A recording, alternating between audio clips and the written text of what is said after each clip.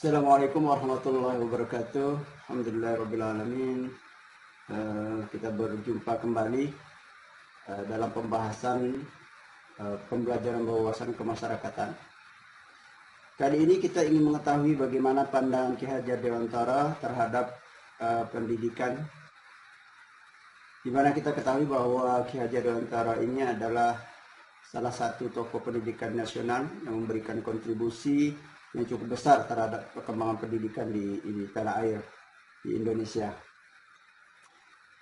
Kita akan melihat uraian yang akan disampaikan berkenaan dengan pandangan Ki Hajar Dewantara terhadap pendidikan. Ki Hajar Dewantara mengawali pikiran-pikiran tentang pendidikannya dengan menekankan bahwa pendidikan yang terjadi pada masa kolonial itu tidak cukup memberikan ruang gerak kepada peserta didik untuk berkembang dan dipengaruhi oleh muatan politik kolonialisme. Pikiran-pikiran Ki Hajar Dewantara sampai saat ini masih relevan untuk ditetapkan sebagai salah satu pikiran pendidikan yang berasal dari dalam negeri dengan pengalaman dan analisis kritis terhadap pendidikan Barat. Ki Hajar Dewantara memberikan pendekatan alternatif dalam pendidikan. Pendidikan ala Barat yang oleh Ki Hajar Dewantara dipandang hanya melahirkan kaum intelektual, tetapi tidak memiliki nilai-nilai luhur yang berkembang di masyarakat. Sehingga kualitas sumber daya manusia bukan manusia seutuhnya. Selanjutnya mari kita lebih mendalami apa pandangan Ki Hajar Dewantara terhadap pendidikan. Pendidikan adalah upaya untuk memerdekakan manusia, dalam arti bahwa manusia itu adalah manusia yang mandiri, yang tidak tergantung kepada orang lain, baik lahir maupun batin. Kemerdekaan yang dimaksud terdiri dari 3 macam, yaitu berdiri sendiri, tidak tergantung pada orang lain, dan dapat mengatur dirinya sendiri. Pendidikan menurut Ki Hajar Dewantara merupakan hak semua warga, tidak membedakan jenis kelamin, laki-laki atau perempuan. Pendidikan nasional menurut Ki Hajar Dewantara ada pendidikan yang selaras dengan penghidupan bangsa. Kalau pendidikan anak-anak tidak berdasarkan kenasionalan, sudah barang tentu anak-anak tidak mengetahui keperluan bangsanya, lahir maupun batin. Di samping itu anak-anak tidak mungkin memiliki rasa cinta terhadap bangsanya. Salah satu pikiran Ki Hajar Dewantara tentang pendidikan diwujudkan dalam bentuk lembaga yang disebut dengan Taman Siswa. Taman Siswa merupakan badan perguruan yang sudah diselaraskan dengan kepentingan dan keperluan rakyat. Di samping itu rakyat diberikan kesempatan untuk memberikan kontribusi terhadap bangsa tersebut. Dan merangka meningkatkan kerjasama perjuangan bangsa, Taman Siswa juga bekerjasama atau melakukan hubungan pergerakan dengan rakyat lainnya, misalnya dengan pergerakan Budi Utomo. Lahirnya pendidikan Taman Siswa juga diilhami oleh pendidikan Barat yang tidak menyelesaikan persoalan peningkatan kualitas sumber daya manusia waktu itu. Menurut pendidikan Barat, hanya memiliki ciri perintah, hukuman, dan ketertiban. Menurutnya model pendekatan seperti ini merupakan salah satu pemerkosaan terhadap kehidupan batin anak. Oleh karena itu tidak heran apabila hasil pendidikan Barat melahirkan anak-anak dengan budi pekerti yang rusak sebagai akibat dari anak yang hidup di bawah paksaan dan hukuman, yang biasanya tidak setimpal dengan kesalahannya. Dan apabila nanti setelah dewasa, mereka tidak akan mampu bekerja jika tidak dipaksa atau tidak diperintah. Pendidikan pada Taman Siswa tidak menggunakan pendekatan paksaan. Dasar pendidikan yang dipergunakan adalah momong, among, dan ngemong. Dalam hal ini tidak ada paksaan terhadap anak didik, tetapi lebih kepada membimbing dan memimpin meskipun pada hal tertentu peran tersebut tidak dibutuhkan. Anak didik diasuh atau disiapkan untuk berkembang sesuai dengan kodratnya, sehingga peran guru sebagai pendamping dan orang yang membantu mengarahkan siswa sesuai dengan perkembangan. Jadi guru ini hanya berperan sebagai pendamping yang membantu mengarahkan siswa sesuai dengan perkembangannya. Hukuman yang dilakukan sekolah pada umumnya adalah hukuman mencegah terjadinya perbuatan yang salah pada anak didik. Misalnya, barang siapa yang datang terlambat tentu akan mendapatkan hukuman berdiri di muka kelas. Dan menurut Ki Hajar Dewantara, hukuman semacam ini tidak tepat. Pertama, karena ketidaksetimpalannya hukum dan kesalahan yang dilakukan oleh anak didik. Yang kedua, tiap-tiap aturan yang mendahului kenyataannya bertentangan dengan sifat dan roh manusia yang tidak dapat dimasukkan ke dalam peraturan. Dia mencontohkan bahwa untuk mengatur ketertiban pergaulan hidup manusia sudah ada bermacam-macam peraturan. Tapi setiap hari orang selalu membuat aturan baru. Hal ini membuktikan bahwa setiap peraturan tidak ada sempurnanya. Artinya semakin banyak peraturan, maka semakin banyak pelanggaran. Maka yang dipikirkan oleh Ki Hajar Dewantara bagaimana anak didik itu sadar dengan sendirinya. Ki Hajar Dewantara juga memandang keteraturan yang dimaksudkan oleh pendidikan ala barat adalah keteraturan berupa paksaan dan hukuman. Oleh karena itu, pendekatan pendidikan yang diterapkan Ki Hajar Dewantara lebih kepada penciptaan tertib dan damai, dengan tidak menggunakan pendekatan paksaan, sehingga dapat dihindari hukuman yang tidak setimpal dengan kesalahan anak didik. Beberapa falsafah yang dimukakan oleh Ki Hajar Dewantara berkenaan dengan pendidikan ada 5. 1 adalah segala alat atau usaha dan juga cara pendidikan harus sesuai dengan kodratnya. Yang kedua, kodratnya itu tersimpan dalam adat istiadat setiap masyarakat dengan berbagai kekhasannya masing-masing, yang kesemuanya itu bertujuan untuk mencapai tujuan hidup tertib dan damai. Adat istiadat sifatnya selalu berubah atau dinamis. Ya, kemudian yang keempat, untuk mengetahui karakteristik masyarakat saat ini itu diperlukan kajian masyarakat yang terdahulu, yang di masa lampau, sehingga dapat diprediksi kehidupannya akan datang oleh masyarakat tersebut. Perkembangan budaya masyarakat akan dipengaruhi oleh unsur-unsur lain. Hal ini terjadi karena terjadinya pergaulan antar bangsa. Pendidikan nasional menurut Taman Siswa adalah pendidikan yang beralaskan garis hidup dari biasanya dan ditujukan untuk keperluan kehidupan yang dapat mengangkat derajat negara dan rakyatnya. Antara rakyat dan rakyatnya harus dapat bekerja bersama-sama dengan bangsa lain untuk kemuliaan segenap manusia di seluruh dunia. Pendidikan menurut Ki Hajar Dewantara adalah tuntutan di dalam tumbuh dan berkembangnya anak.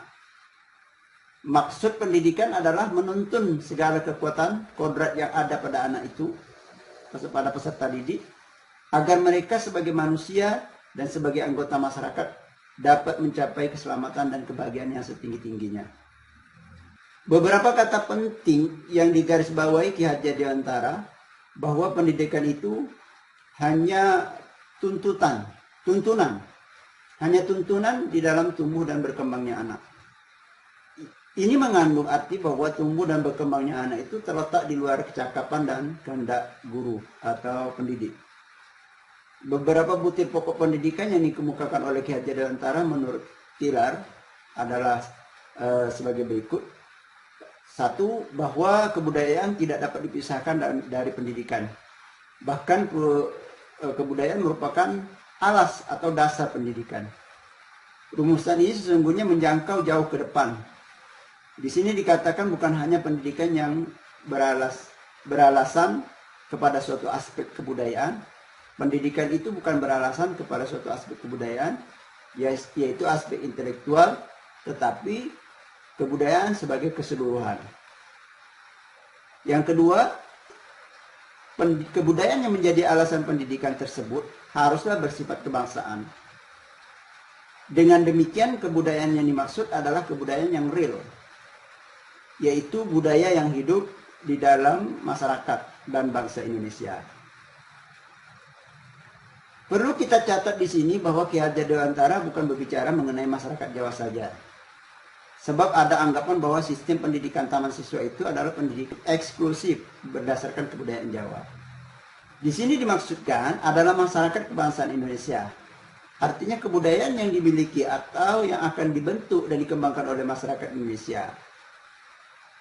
Apabila kebudayaan bangsa Indonesia itu belum terwujud, maka merupakan tugas pendidikan nasional untuk ikut mewujudkan kebudayaan bangsa Indonesia yang dimaksud. Disinilah peran pendidikan nasional sebagai bagian dari kebudayaan nasional. Untuk ikut membangun kebudayaan bangsa Indonesia.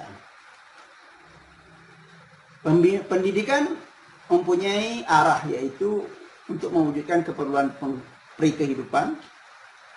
Apa yang maksud dengan peri kehidupan di sini bukan hanya suatu aspek daripada kehidupan manusia, tetapi seluruh kehidupan manusia. Demikian pula yang dimaksud dengan peri kehidupan adalah kebutuhan yang dirasakan oleh masyarakat pada saat ini. Kebutuhan tersebut merupakan kebutuhan yang dari seluruh aspek kehidupan. Di sini kita lihat pendidikan mempunyai tujuan spesial dan temporal. Artinya perlu memenuhi kebutuhan masyarakat yang real dan di dalam waktu sekarang dan di saat ini. Arah tujuan pendidikan adalah untuk mengangkat derajat negara dan rakyat. Disinilah kita melihat betapa ide pendidikan nasional itu bukan bersifat individualis, tetapi mempunyai warna kerakyatan dan kesatuan nasional. Pendidikan nasional harus dapat mengangkat derajat atau harkat rakyat banyak dan negara. Dengan demikian, pendidikan nasional bukan diarahkan kepada kepentingan pemerintah saja, atau kepentingan satu golongan kaya misalnya. Tetapi untuk kepentingan rakyat, yaitu rakyat terhormat yang mempunyai derajat kehidupan yang memadai. Dengan sendirinya, derajat kehidupan rakyat yang semakin meningkat akan meningkat pula derajat keharuman negara. Pendidikan diarahkan untuk menanggulangi kebodohan. Dengan demikian, pendidikan nasional merupakan pengabdian kepada perubahan kehidupan rakyat. Di dalam pembukaan Undang-Undang Dasar 1945 dikatakan bahwa salah satu tujuan membentuk negara ialah untuk mencerdaskan kehidupan bangsa. Rumusan ini mengandung arti bahwa yang dicerdaskan itu bukanlah individu atau perorangan, tetapi suatu kehidupan yang cerdas. Suatu kehidupan bangsa yang cerdas. Kehidupan bangsa yang cerdas mengimplikasikan bukan hanya kemajuan intelektual saja, tetapi juga tingkat kehidupan yang lebih baik. Artinya yang bebas dari kemiskinan dan bebas dari penindasan. Kemudian yang kelima, pendidikan yang visioner. Di sini sungguh sangat mengagumkan betapa rumusan Ki Hajar Dewantara telah mencangkup jauh ke depan. Ki Hajar Dewantara adalah seorang futuris. Beliau telah melihat bahwa hak-hak asasi manusia dan kehidupan global di abad 21 merupakan suatu yang tidak dapat dielakkan. Pendidikan nasional tidak terlepas dari upaya untuk kerjasama dengan bangsa-bangsa lain di dunia. Untuk meningkatkan derajat kemanusiaan, yang fungsinya untuk meningkatkan derajat kemanusiaan. Dengan kata lain, hak manusia, dengan kata lain, hak-hak asasi manusia dan tanggung jawab bersama merupakan tugas dari pendidikan. Bagaimana penerapan pandangan Ki Hajar Dewantara dalam pembelajaran berwawasan kemasyarakatan? Sekarang kita lihat bagaimana penerapan pandangan Ki Hajar Dewantara dalam pembelajaran berwawasan kemasyarakatan.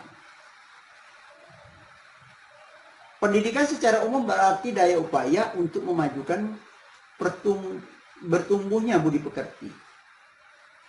Pendidikan secara umum berarti daya upaya untuk memajukan bertumbuhnya budi pekerti, kekuatan batin dan karakter, pikiran, atau intelektual, dan tumbuh anak.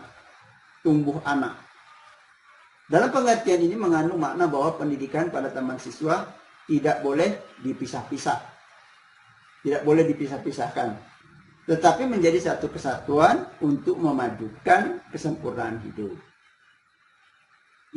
yakni kehidupan dan penghidupan anak-anak yang kita didik selaras dengan dunianya. Kebudayaan merupakan dasar dari praksis pendidikan.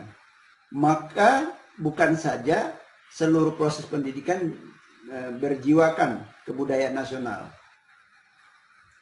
Kebudayaan merupakan dasar dari praksis pendidikan. Maka bukan saja seluruh proses pendidikan berjiwakan kebudayaan nasional, tetapi juga seluruh unsur kebudayaan harus diperkenalkan dalam proses pendidikan. Hal ini berarti kesenian, budi pekerti, syarat-syarat agama atau nilai-nilai agama, sastra yang di dalamnya ada dongeng, babat, cerita rakyat dan sebagainya, juga pendidikan jasmani. Program pendidikan yang komprehensif tersebut menuntut suatu suasana pendidikan berbudaya yang hanya dapat diwujudkan secara efektif di dalam sistem pondok. Pendidikan pada taman siswa yang dikembangkan oleh Ki Hajar Dewantara tidak menggunakan pendekatan paksaan. Dasar pendidikan yang dipergunakan adalah momong, among, dan ngemong. Dalam hal ini tidak ada pelaksanaan terhadap anak didik, tetapi lebih kepada membimbing, memimpin, meskipun pada hal-hal tertentu peran tersebut juga tidak diperlukan. Anak didik berkembang sesuai dengan kodratnya, sehingga peran guru sebagai pendamping dan orang tua yang membantu mengarahkan sesuai dengan perkembangannya.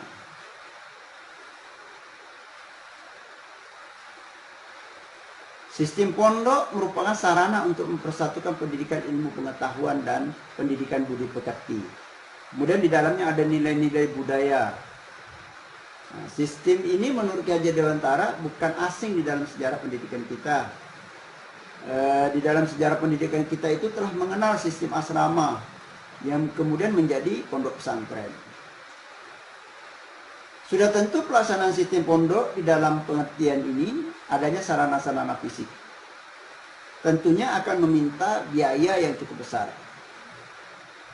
Namun demikian, pelaksanaan sistem pondok juga dapat berarti mengembangkan kondisi dan suasana kepondokan di dalam praksis pendidikan.